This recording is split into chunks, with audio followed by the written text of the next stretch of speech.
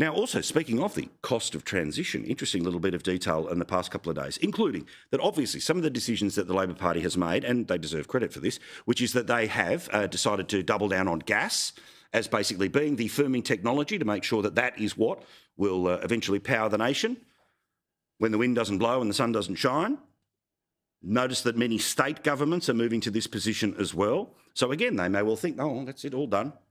But of course, the cost of transition, which I will remain focused on regardless of how many seats there are or aren't in the parliament. It's not an irrelevant issue because people will have to bear the cost.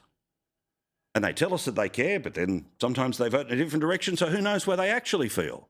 But I certainly know how the majority of people who'd be watching this would be feeling, which is, okay, cool, fine to do a bit, but how much more is this going to cost and for how long?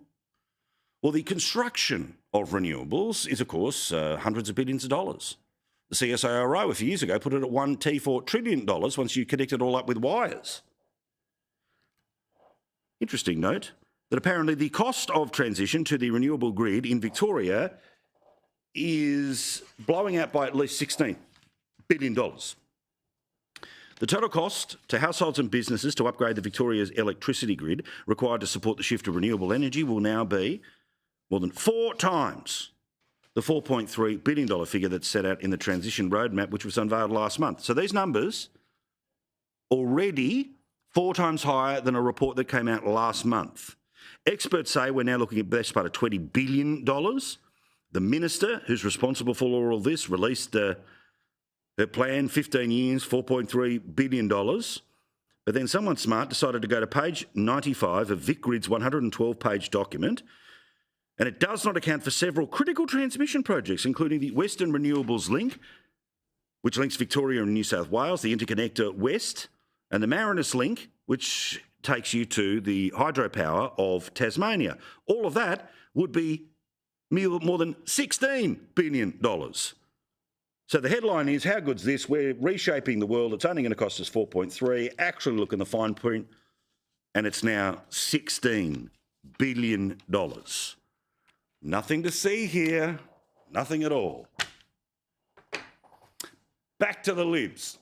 And we know that the new Liberal leader, the new opposition leader, Sussan Ley, is making her bit to try to get as many people to be introduced to her as possible. I noticed she's done interviews, basically every TV station. I like that she's writing opinion pieces for lots of different newspapers, and I'll get to one that she wrote just this weekend. But there's this very silly term, and I say silly term because this is one of these things that a whole bunch of cool people all use at once and you've never heard it before. It's called the glass cliff. Sussan Ley is the answer then? Well, it's a very interesting thing, isn't it? When I think whenever a woman gets a post like this, it's always like, oh, here's the job nobody else wanted. You know what I mean? Yes. Glass cliff. Which is the cousin of the glass ceiling. I have a funny view on that. Like, I think, yes, it's clearly a factor, but equally men would have wanted this job right now too. Like, there is obviously a hunger for this job. I can understand the take, though. I mean... Well, I do too.